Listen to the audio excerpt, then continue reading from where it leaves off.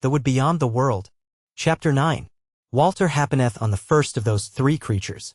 What with one thing, what with another, as his having to turn out of his way for sheer rocks, or for slopes so steep that he might not try the peril of them, and again for bogs impassable, he was fully 3 days more before he had quite come out of the stony waste. And by that time, though he had never lacked water, his scanty victual was quite done, for all his careful husbandry thereof.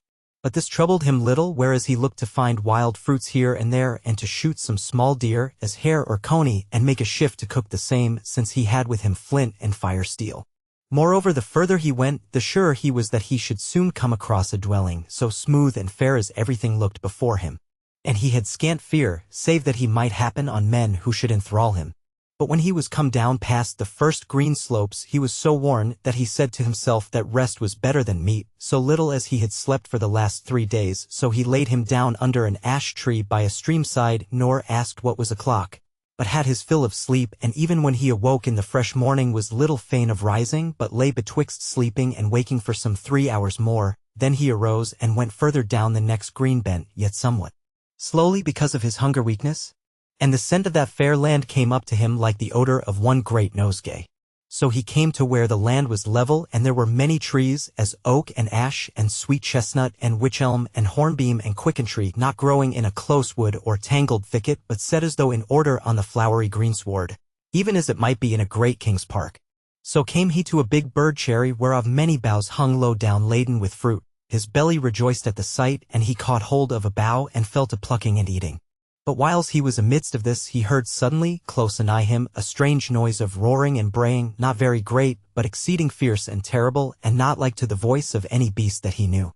As has been aforesaid, Walter was no faint heart, but what with the weakness of his travail and hunger, what with the strangeness of his adventure and his loneliness, his spirit failed him. He turned round towards the noise, his knees shook, and he trembled this way and that he looked, and then gave a great cry and tumbled down in a swoon, for close before him, at his very feet, was the dwarf whose image he had seen before, clad in his yellow coat, and grinning up at him from his hideous hairy countenance.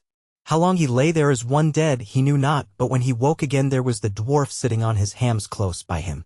And when he lifted up his head, the dwarf sent out that fearful harsh voice again, but this time Walter could make out words therein, and knew that the creature spoke and said, "How now? What art thou? Whence comest? What wantest?" Walter sat up and said, "I am a man, I hight Golden Walter, I come from Langton, I want victual." Said the dwarf, writhing his face grievously, and laughing forsooth, "I know it all, I asked thee to see what wise thou wouldst lie. I was sent forth to look for thee, and I have brought thee loathsome bread with me, such as ye aliens must needs eat, take it." Therewith he drew a loaf from a satchel which he bore, and thrust it towards Walter, who took it somewhat doubtfully for all his hunger. The dwarf yelled at him, "Art thou dainty, alien? Wouldst thou have flesh? Well, give me thy bow and an arrow or two, since thou art lazy, sick, and I will get thee a coney, or a hare, or a quail maybe. Ah, I forgot, thou art dainty, and wilt not eat flesh as I do, blood and all together, but must needs half burn it in the fire, or mar it with hot water, as they say my lady does, or as the wretch, the thing does. I know that, for I have seen it eating." "Nay," said Walter, "this sufficeth," and he fell to eating the bread, which was sweet between his teeth. Then when he had eaten a while, for hunger compelled him, he said to the dwarf, "But what meanest thou by the wretch and the thing? And what lady is thy lady?" The creature let out another wordless roar as of furious anger, and then the words came, "It hath a face white and red, like to thine, and hands white as thine, yea, but whiter, and the like it is underneath its raiment, only whiter still, for I have seen it, yes. I have seen it, yes and yes and yes."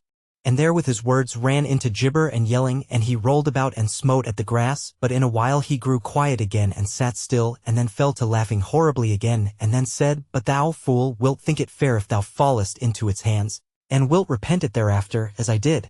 Oh, the mocking and jibes of it, and the tears and shrieks of it, and the knife. What sayest thou of my lady? What lady? O alien, what other lady is there? And what shall I tell thee of her?